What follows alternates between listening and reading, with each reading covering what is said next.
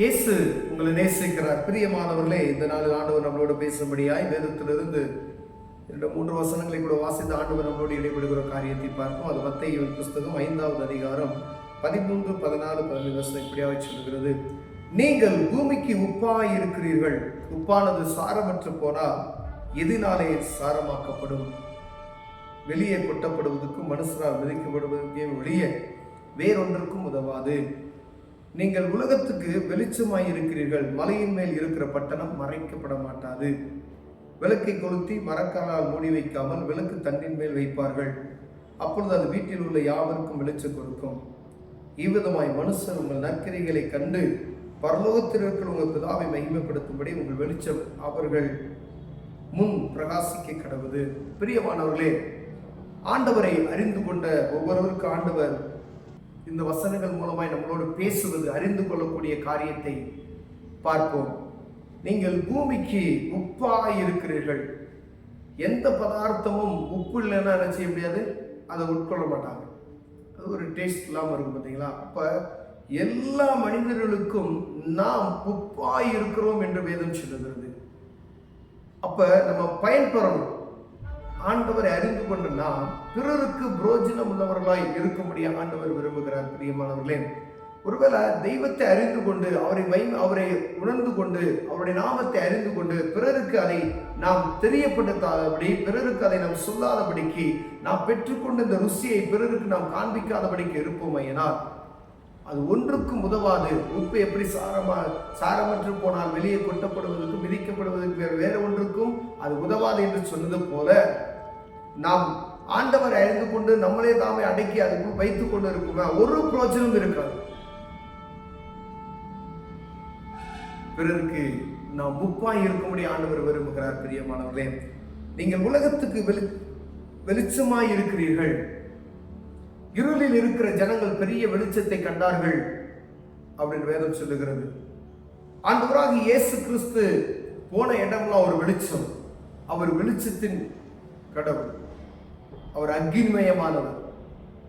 இருளில் இருக்கிற ஜனங்களுக்கு வெளிச்சத்தை காண்பிக்கும்படியாய் அவருடைய நாமம் எங்கெல்லாம் பிரஸ்தாபப்படுத்தப்படுகிறதோ அங்கெல்லாம் வெளிச்சம் உண்டாகும் என்று வேதம் சொல்லுகிறது. அப்ப நம்ம அவங்களுக்கு இப்ப இயேசு கிறிஸ்து வெளிச்சமாய் இருந்தது போல அவருக்கு முன்மாதிரியாய் நாமளும் இருக்கும்படியாய் நாம் எங்கெல்லாம் கடந்து செல்கிறோமோ அந்த இடத்துல அவருக்கு ஜனங்கள், இருளில் இருக்கிற ஜனங்கள் வெளிச்சத்தை கண்டுகொள்ளத்தக்கதான காரியங்களை நாம் செய்ய வேண்டும். நமக்குள்ள இருக்கிற வெளிச்சத்தை அவங்க பார்க்கணும். இருளில் இருக்கிற ஜனங்கள் வெளிச்சத்தை பார்க்கணும். அறியாமையில் இருக்கிற ஜனங்களுக்கு அவங்களை அறிந்து கொள்ளும்படியாய் ஏதாவது அவங்களுக்கு சொல்லணும். பிரியமானவர்களே, ஆண்டவரை பற்றி அவர்களுக்கு தெரியும். அப்பதான் அவங்களுக்கு தெரியும் ஆண்டவரை பற்றி, அந்த வெளிச்சத்தை பற்றி அவருக்கு தெரிந்தால் ஜனங்கள், அறியாமையில் சிக்கி இருக்கிற ஜனங்கள் வெளிச்சத்தை காண்பார்கள். பிரியமானவர்களே, ஒருவேளை நம்ம தான் அந்த வெளிச்சம் அப்படின்னு சொல்லி ஆண்டவர் சொல்றார். ஒருவேளை இந்த வெளிச்சத்தை நாம் மூடி வைக்காதபடி, கீழே பாருங்க, விளக்கை கொளுத்தி மரக்காலால் மூடி வைக்காமல், வேலை ஒரு விளக்கு இருக்குன்னா அதை கொளுத்தி மரக்கால ஒரு இதை போட்டு மூடி வச்சிட்டோம்னா அந்த வெளிச்சம் என்ன செய்யாது, வெளியே தெரியாது. உங்களுக்குள்ள இருக்கிற வெளிச்சத்தை ஒரு தண்டின் மேல் தூக்கி வைக்கிறோம். மரக்காலால் மூடி வைக்காமல் விளக்கு தண்டின் மேல் வைப்பார். அது அநேகருக்கு என்ன செய்யுமா, வெளிச்சத்தை உண்டாக்கும். பிரியமா, அப்ப நமக்குள்ள இருக்கக்கூடிய இயேசு கிறிஸ்து என்ற வெளிச்சத்தை எல்லாரும் பார்க்கத்தக்கதாய், அந்த வெளிச்சத்தை எல்லாரும் அனுபவிக்கத்தக்கதாய் நாம் பிறருக்கு வெளிச்சமாய் ஒளியாய் இருக்கும்படியே ஆண்டவர் விரும்புகிறார். ஒருவேளை எத்தனை பேர் அப்படி இருக்கணும் தெரியல. நம்ம இயேசுவை அறிந்து கொண்டோம், இல்லை அதெல்லாம் எனக்கு தேவை, நான் சும்மா இயேசு கிறிஸ்து. மற்றவங்க சொல்றாங்க, மதம் மாத்துறாங்க, இப்படிலாம் சொல்றாங்க. பார்த்தீங்களா, உண்மையான கிறிஸ்தவனா இருக்கிறதுக்கு எல்லாராலையும் முடியாது. ஆண்டவர் வேதத்தில் நம்ம கற்றுக் கொடுக்கிற அந்த வசனங்களை கடைபிடித்து நடக்கிறது சாதாரண, யார் வேணாலும் எப்படி வேணாலும் இருக்கலாம். ஆனா சத்திய வேதத்தின் பிரகாரம் நடக்கிறது சாதாரண கத்தியில நடக்கிற மாதிரி ஒரு கிறிஸ்தவ வாழ்க்கை என்பது அதுதான். அதை கடைபிடித்து அப்படி நடக்கும் பொழுதுதான் பரலோக ராஜ்யத்துக்குள்ள வர முடியும். நீ 99% நீ சரியாயிட்டு 1% சரியாகலன்னா வேதம் சொல்லுகிறது, நீ என்ன பரலோக ராஜ்யத்துக்குள்ள உள்ள வர முடியாது அப்படின்னு சொல்லுது. பாருங்க, பழைய ஏற்பாட்டின் காலத்தில் நம்ம வாசிக்கிறோம். நோவாவின் காலத்தில் எப்படி நடந்துச்சோ, நோவா பேழைக்குள்ள போனது 8 பேர் தான். அநேக ஆயிரக்கணக்கான கோடிக்கணக்கான ஜனங்கள் இருந்தார்கள். எல்லாருக்கும் தெரியும், நோவா பிரசங்கித்ததை கேட்டார்கள். ஆனா உள்ள போனது 8 பேர் தான். வேலையில் காக்கப்பட்ட மனிதர்கள் 8 பேர் தான்.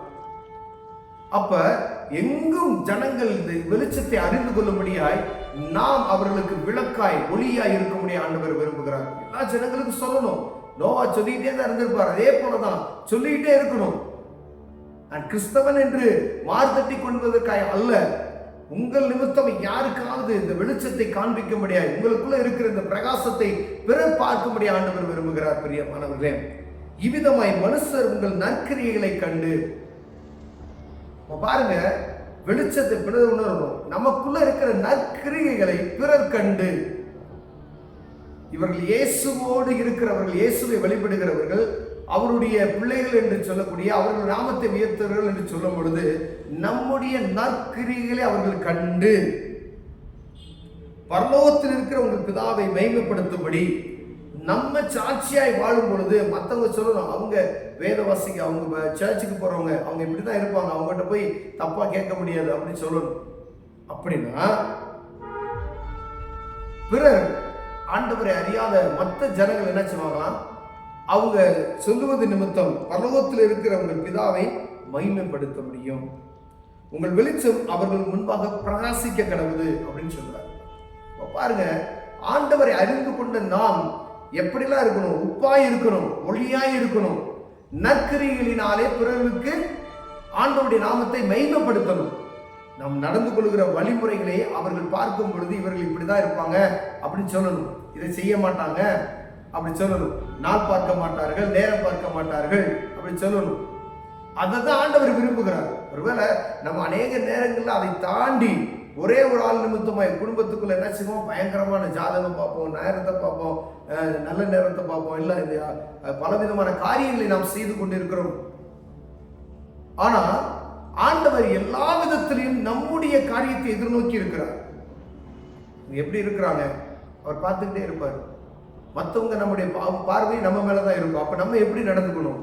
ஆண்டவரை அறிந்து கொண்ட நான் இப்படிதான் இருக்கணும்னு சொல்லி உலகம் எதிர்பார்க்கிறது. நீ இப்படிதான் இருக்கணும் அப்படின்னு சொல்லி உலகமே நம்ம எதிர்பார்க்கிறது. பிரியம், அப்ப ஆண்டவருடைய பிள்ளைகள் இப்படிதான் இருக்கணும். அவங்களுக்குன்னு ஒரு கட்டுப்பாடு இருக்கிறது. இப்படிதான் ட்ரெஸ் மேக்கிங் பண்ணணும், இப்படிதான் நீங்க வெளியில போனா இப்படிதான் நடந்துக்கணும், இப்படிதான் பேசணும், எல்லாரையும் கூட பேச முடியாது. அப்பதான் அந்த வெளிச்சம் பிறருக்கு பிரயோஜனப்படும். உங்களுக்குள்ள இருக்கிற இந்த ருசியான அந்த உப்பு பிறருக்கு ருசி கொடுக்கும். பிரியமானவர்களே, நம்ம குறைச்சல் உள்ளவர்களாக நாம் காணப்பட்டோமே, ஆனால் தேவ சமூகத்தில் ஆண்டவரே இந்த மாதிரி காரியத்துல எங்களுக்கு விடுதலை தாங்க, நாம் உண்மை பிரகாசிக்கிறவர்களாய் உமக்குள்ள இருக்கிற வெளிச்சத்தை நாங்கள் பார்த்தோம், மற்றவர்களுக்கு அந்த வெளிச்சத்தை நாங்கள் சொல்லுவதற்கு நாங்கள் நாங்கள் அறிந்து கொண்டதை மரக்காலால் மூடி வைக்காமல் பிறர் கண்டு அவர்களுக்கும் வெளிச்சத்தை கொடுக்கத்தக்காய் நாம் மாறும்படி ஆண்டவர் நம்மளை ஆசீர்வதிப்பாராக, பயன்படுத்துவாராக. கண்களை மூடுவோம், ஜெபம் செய்வோம். அன்பின் தகப்பனே, இந்த வெளிச்சத்தை பிறர் பார்க்க எங்களுடைய நற்கிரியைகளை பிறர் கண்டு ஆண்டவருடைய நாமத்தை மேம்படுத்த உதவி செய்யும். இயேசுவின் நாமத்தில் பிதாவே, ஆமென்.